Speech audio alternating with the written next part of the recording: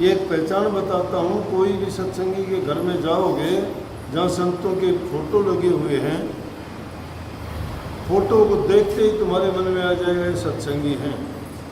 कितने ही आदमी ऐसे मिलते हैं, वो फोटो देख के ही कह देते हैं, उनको खुशी होती है कि अच्छा तुम इनके सत्संग में जाते हो, कि हम भी बहुत सुनते हैं ये तो। उन फोटोओं को देखते ही आदमी के विचार बदल जाते हैं और उनके बारे में उनका भाव ही सही हो जाता है। और कोई देखता है कि कहता तो है सत्संगी, फोटो लगे हुए हैं वहाँ और तरह के, उन घरों के वैसे ही वातावरण होंगे। जैसे कह देते हैं ना, गांव की शोभा बटोरे बता देते हैं, इसीलिए सत्संगियों का घर ही बता देते।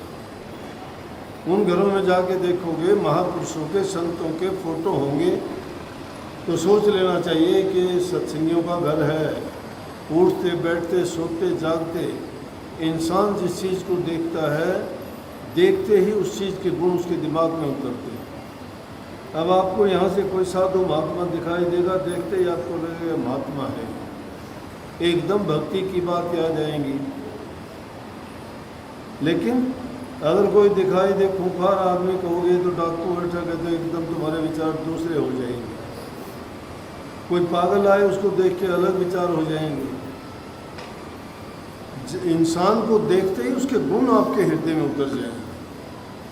महापुरुषों के फोटो के दर्शन क्यों करते हैं? क्यों हम अपने बुजुर्गों के, संतों की तस्वीर बनाते हैं मंदिरों में, देवी देवताओं के फोटो बना के, राम के, सीता के, लक्ष्मण की क्या पूजा नहीं करते? सनातन धर्म इसी को तो कहते हैं। अपने पुरातन जितने संत महात्मा पुरुष, जितने भी युग पुरुष हुए हैं, श्री कृष्ण जी, रामचंद्र जी, हनुमान जी, और भी जितने जिनको हम पूज्य मानते हैं, पूजते हैं, क्यों पूजते हैं? उनके दर्शन करने मात्र से ही उनके गुण याद आते हैं। इसलिए जब ऐसे घरों में जाओगे, ऐसा वातावरण जहाँ होगा, तो मैं कहता हूँ तो वहाँ तो बैठते ही आपको इतनी शांति मिलेगी, मन लग जाएगा, विचार तुम्हारे बदल जाएंगे। तो अभ्यासी के लिए और सत्संगी के लिए वातावरण वहाँ का शुद्ध चाहिए, शांत वातावरण चाहिए। वो ज़माना था जब तो जंगलों में जाके तप करते थे। जंगलों में क्या था कि कोई उनको वहाँ डिस्टर्ब करने वाला ना हो, मन सिर्फ अपनी साधना में ही लगाए हो। लेकिन अब समय बदल गया, संतों ने बड़ा सुलभ रास्ता बता दिया कि तुम अपने घरों में रहते हुए ही शांत वातावरण बना सकते हो। और वो वातावरण अच्छा कब बनेगा? जब घरों में प्यार प्रेम होगा, शांति होगी और सभी सत्संगी होंगे। जो चीज़ उत्पात करने वाली है उनका कोई सेवन करने वाला नहीं होगा। अच्छे गुण सब में होंगे, प्यार प्रेम से होंगे, बूढ़े बुजुर्ग की कदर होती होगी, सेवा उनकी होती होगी, वहाँ सत्संग होता होगा, गुरु पीर की जिसकी पूजा होती है उनका वो ध्यान अभ्यास करते होंगे। उस ऐसा वातावरण वो हो जाएगा कि वहाँ कोई आपको परेशान करने वाला नहीं। अगर एक आदमी अभ्यास में ध्यान में बैठा है, कोई बाहर से आ भी जाएगा तो उसको भी कह देंगे ना भाई शोर ना कर, ध्यान में बैठे। बच्चा भी कोई अगर कहेगा शोर ना कर के ध्यान में बैठे, उनको वो वातावरण वहीं पे मिल गया।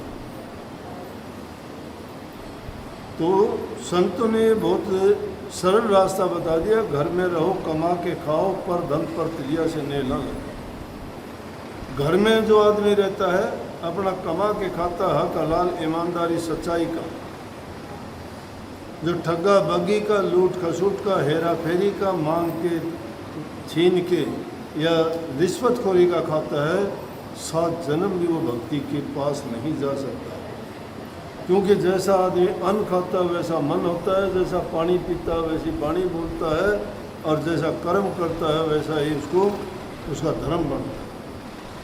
कर्म धर्म इसीलिए कहा कि कर्म धर्म पूर्वक होना चाहिए, लेकिन कर्म धर्म पूर्वक नहीं, वो तो अधर्म पूर्वक हो जाता है। इन चीज़ों की ज़रूरत है। जिसके पास अच्छे गुण नहीं है तो नाम क्या करेगा उसका। बीज कितना ही अच्छा हो, अगर ऊसर भूमि में डाल दिया गया तो बीज खत्म हो जाएगा, फसल नहीं देगा। वही बीज फसल देगा जिसको उस लायक भूमि में डाला जाएगा। वो वक्त था कि संत पहले इंसान को देख के नामदान की दीक्षा देते थे, लेकिन कलयुग में क्या दो चीज़ों का प्रभाव हो गया। एक तो होड़ लग गई सबकी, मेरे शिष्य ज़्यादा हो, मेरे शिष्य ज़्यादा हो, कैसा ही हो आ जा, कैसा ही हो आ जा। अरे जिसने अपने जीवन में सारे उल्टे सीधे कर्म किए उसका बदलना बड़ा मुश्किल है। चोर चोरी से चला जाएगा, हेरा फेरी से नहीं जाएगा। फिर दूसरी चीज़, उसका जीवन कैसा बीता है, उसने कैसा संग किया है, कैसा उसने अन्न पानी खाया है, उसका क्या हालात है। जब ऐसे हालात को देखते हैं तब पता लगता है। सत्संग इंसान को नेक इंसान बनाता है। पहले हम तो कह देते आके बात बनाते, मैं अभ्यास करता हूँ। किस चीज़ का अभ्यास करते हो तुम भाई? अभ्यास करने वाले का तो तरीका ही अलग हो जाएगा। उस इंसान की तो रहन सहन रहनी बदल जाएगी, खान पान, बोल चाल, संग उसका। उनको तो सत्संगियों से मिलना जुलना, सत्संगियों में उठना बैठना, सत्संगियों से आचार विचार मिलेंगे, दुनियादारों से थोड़े मिलेंगे। लेकिन जिनको दुनियादारी की बातों का रस और आनंद आता है उसको भक्ति का रस नहीं आ सकता। एक दूसरे के विरोधी हैं ये। कलयुग का जोर है। सच्चे के साथ आपको दो आदमी भी नहीं मिलेंगे। झूठा आदमी आएगा तो झूठों की बारात लेके आएगा। वो तो क्यों, झूठ बोलने वाले की कोई डोली थोड़ी है, एक नहीं कितनी झूठ बोल लेगा। एक आदमी निंदा करता है किसी की तो सोच लो आज किसी की करता है तो तुम्हारी भी दूर जाके वो करता होगा, क्योंकि उसकी आदत है, उसने उसको गुणों को अपना रखा है। ये ऐसे दुर्गुणों से जब होते हैं तो सत्संग कहाँ रहेगा। सत्संगी प्रेमियों को तो सत्संग की ऐसी लत लगती है जैसे अमली को अमल, उनको चैन थोड़ा पड़ेगा। मीरा बाई के शब्द गाते हैं, मन यो है रंगे प्यारा लगेरी मेरी माँ। कौन सा रंग? सत्संग का रंग, दुनियादारी का रंग नहीं। कहती है मुझे ब्रह्म नशा प्यारा लगता है, जगत नशा खारा लगता है। लेकिन जगत नशे का जो रसपान का भोगी है उसको ब्रह्म नशा कैसे अच्छा लगेगा। कभी एकांत समय नहीं होता आप लोगों के पास। एकांत में रहने वाला चाहे कुछ भी ना करे, कुछ भी ना करे, कुछ ना करो, फिर भी वो चिंतन करता है, ध्यान उसका जाता है। कभी तो सोई सुरता उसकी जागती है, कभी तो सतगुरु के दिए हुए वचन उसको तंग करते हैं, परेशान करते हैं। जो वक्त पर उन बातों को नहीं समझता, वक्त जाने के बाद पछताता है। संत वचन हमेशा सत्य होगा, चाहे वो किसी भी रूप में कहें, किसी भी रूप में कहें। संत वचन कभी मिथ्या नहीं जाता। मिथ्या वचन वो होते हैं जो संत अपने स्वार्थ की करता हो, अपने हित की बात करता हो या किसी द्वेष की बात करता हो। उनका वचन सब के लिए होता है। अगर कोई झूठा है तो वो उसको बुरा लगेगा, अगर कोई चोर है तो उसको बुरा लगेगा, अगर कोई ईर्ष्यालु है तो उसको बुरा लगेगा, अगर निंदक है तो बुरा लगेगा, अगर वो सतगुरु का चोर है तो उसको भी बुरा लगेगा। वो सोचेगा ये बात तो मेरे लिए कही है। देखो अपना अपना पार्टी तोड़ के तुमको एक एक सबको लगी होगी ना, लगी कि नहीं लगी? बोलो, लगी ना? तो इसका मतलब वो दुर्गुण है, अभी मौजूद है। वो दुर्गुण निकलने बड़े मुश्किल हैं। लेकिन क्या होता है कि कई कह देते हैं कि जी मैं छोड़ दी, मैंने। वहाँ कितने दिन हो गए? बोला जी मुझे 4 महीने हो गए। 4 महीने? हाँ जी 4 महीने 5 दिन। माँ अभी नहीं छोड़ी है।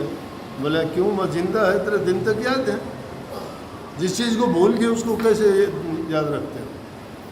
जब जिसको छोड़ ही दिया तो याद क्या करना, कब छोड़ी थी। जिसको छोड़ दिया तो दिमाग में है, अभी जिंदा है वो, कि मुझे आज इतने दिन हो गए, आज मुझे इतने दिन हो गए, आज इतने दिन हो गए। नहीं, जिसको छोड़ दिया उसके दिन क्या गिनने। इसीलिए प्रभु के नाम की भक्ति के लिए करते हो आप। मैं 10 मिनट ध्यान में बैठूंगा, 15 मिनट बैठूंगा, आधा घंटा बैठूंगा, क्यों? पर उन्हें आपको गुण जितने भी दिए उन्हें गिन के दिए हैं क्या? सब गुणों से आपको नवाजा है, गिन के दिए क्या? अनगिनत एहसान कर रखे प्रभु ने। जिसने अनगिनत एहसान कर रखे तो उनका नाम गिन के लोगे? सांस सांस में नाम सुमरना चाहिए। जीवन तो हमारा उनसे चलता है। पेट तो पशु पक्षी भी भरते हैं। सुंदर तो उनमें भी बहुत पक्षियों की, किसी की पंख सुंदर है, किसी की आँख सुंदर है, किसी के पैर सुंदर है, कई गाते ना भी बहुत सुंदर है, कई अनेक प्रकार के वो कार्य करते हैं। फिर क्या फर्क है? जिसके पास प्रभु का नाम नहीं है, वो चाहे कितना ही बड़ा बन जाए, कितना ही उसके पास धन हो, कितना ही उसके पास ऊंचा पद हो जाए, कितना ही उसके पास दुनिया की चीज़ें हों, कुछ भी नहीं है। प्रभु की दृष्टि में, उनकी किताब में उनका नाम तक नहीं है। इसीलिए तो कही है कि तू मुझे याद करेगा तो मैं वहीं पे आ लूँगा, तुम्हारे हृदय में आके बैठ जाऊँगा, हर मुश्किल से बचा लूँगा। लेकिन तू मुझे भूल जाएगा तो तेरे 100 कोस दूर चला जाऊँगा, मुझे क्या लेना तेरे से। इसलिए सच्चे मन से प्रभु के नाम का चिंतन किया करो, सुमन किया करो, भजन किया करो। उससे पहले बुराइयों को छोड़ दो। दुष्ट आदमियों का चेहरा भी मत देखो। दुष्टों का संग करोगे, तुम्हारा कराया सब नष्ट हो जाएगा। कितनी सारी जिंदगी में जो कमाई किया, एक वर्ष अगर गुरुद्रोही का और दुष्ट का चेहरा देख लिया, सब बर्बाद तुम्हारा। ये बताओ। इसलिए संग अच्छे इंसानों का करो, गुरुमुखों का संग करो। अगर बढ़ाई करो तो मालिक का गुणगान करो, याद करो तो रात दिन उसी को याद करो। आपके ख्याल में, विचार में, बोलचाल में, रहन सहन में, सोते जागते, उठते बैठते प्रभु का नाम होना चाहिए। दुनियादारी के काम करते रहो, वो रुकावट नहीं है। जिस इंसान का सुमन जिसने पक्का कर लिया है, उसकी वृत्ति कभी हटती ही नहीं। बैठे हैं तो उठते हैं तो जागते हैं तो सोते हैं तो खाते हैं तो पीते हैं, वृत्ति हमारी वहीं लगी। लेकिन कब लगी? 1-2 दिन में नहीं, बहुत अभ्यास करने के बाद में। मोह की जंजीरें तोड़ी नहीं जाती। इंसान पीछे पीछे फिरता है, जैसे गाय अपने बच्चिया और बच्चे के पीछे पीछे घूमती है। इंसान भी इसी तरह से, लेकिन ये भूल जाता है, सोचता है मैं करता हूँ, मेरे करने से ये होता है, नहीं तो ये नहीं होता। गलत बात है। अरे पत्थर में भी कीड़ों को कहते हैं कि हवा और पानी के बिना कोई जिंदा नहीं रहता। मैंने तो पत्थर में भी निकलते हुए कीड़े देखे हैं, तो वो कैसे जिया उसके अंदर। उसको भी जब सब कुछ पहुँचाता है तो जिंदा इंसान ये चिंता करता है कि मैं अगर ये काम नहीं करूँगा तो मर जाऊँगा, तो लानत है ऐसे हमारी सोच पर। लेकिन नेकी के रास्ते पर चलो, अच्छे विचार रख के अपने मेहनत करो, हक हलाल की कमाई खाओ, खुश रहोगे, मालिक आपको मालूमाल कर देगा। जिसके पल्ले नाम है उसके सारी सिद्ध हैं।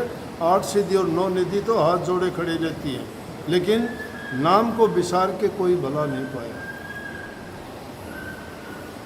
सबको बहुत बहुत आशीर्वाद। राधा